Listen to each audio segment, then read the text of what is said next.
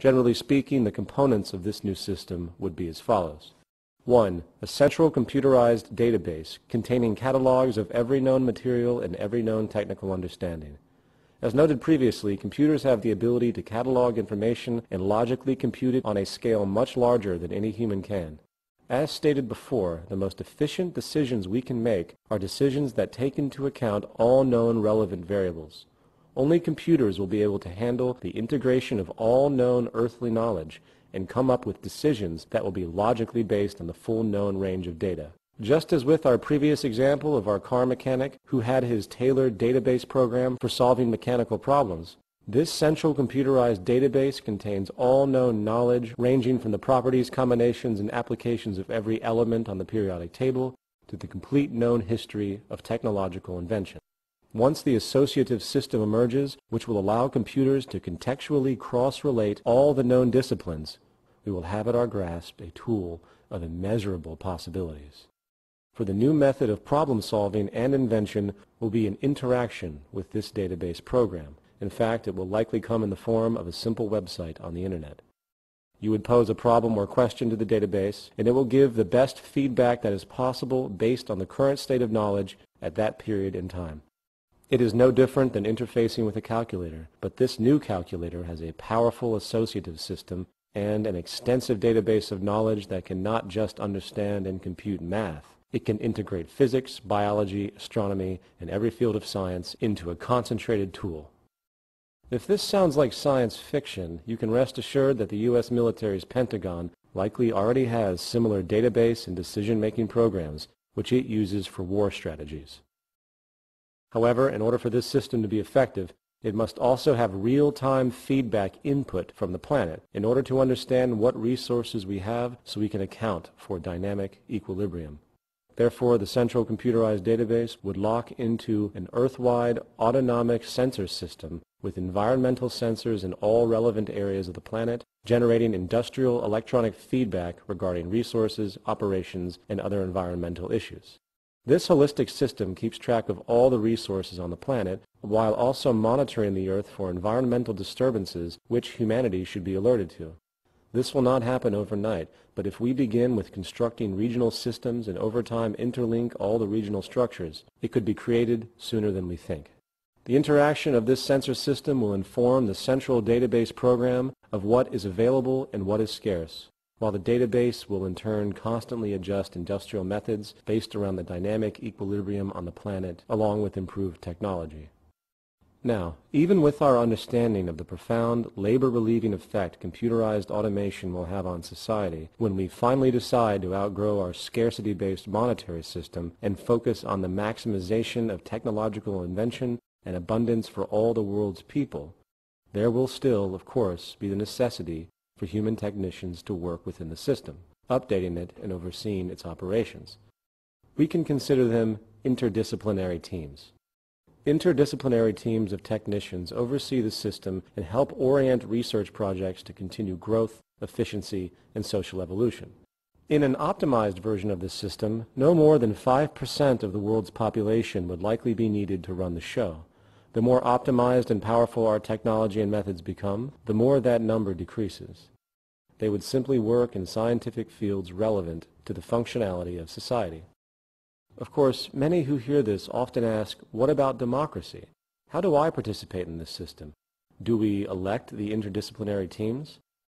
In a resource-based global economy, the traditional concept of politics, elections, and the like has no relevance or basis. While this notion scares a lot of traditionally minded people, it must be reiterated that our problems in life are technical and are relative only to humanity as a whole.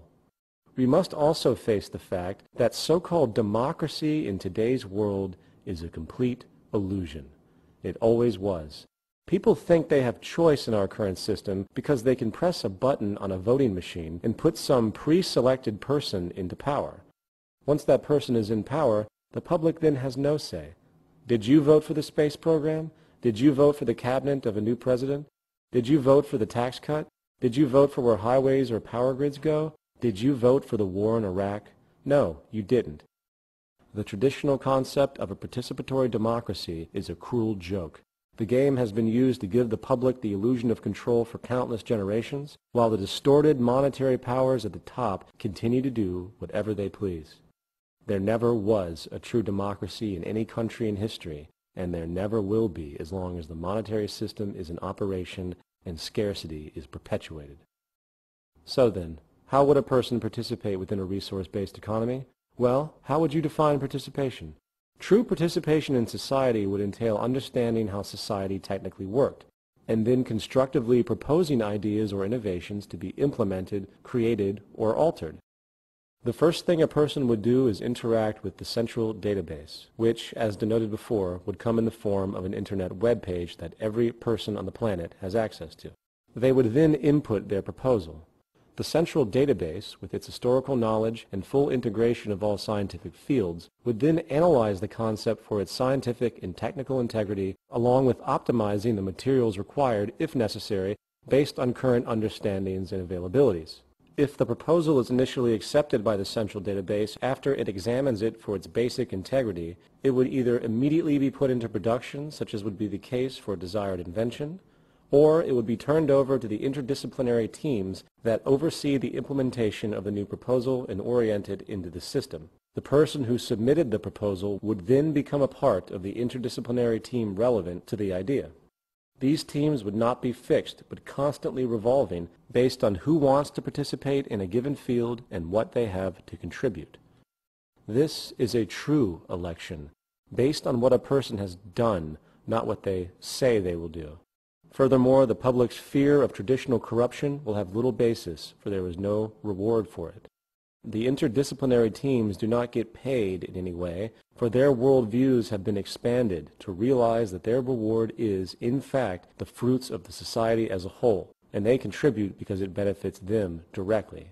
While this might sound difficult for those who have been fully indoctrinated into the monetary-based reward system and feel that money is the only incentive there is, let it be known that every day all over the world millions of humans volunteer for the greater good. In a 1992 released Gallup poll, more than 50% of American adults volunteered with no pay for social causes at an average of 4.2 hours a week, for a total of 20.5 billion hours.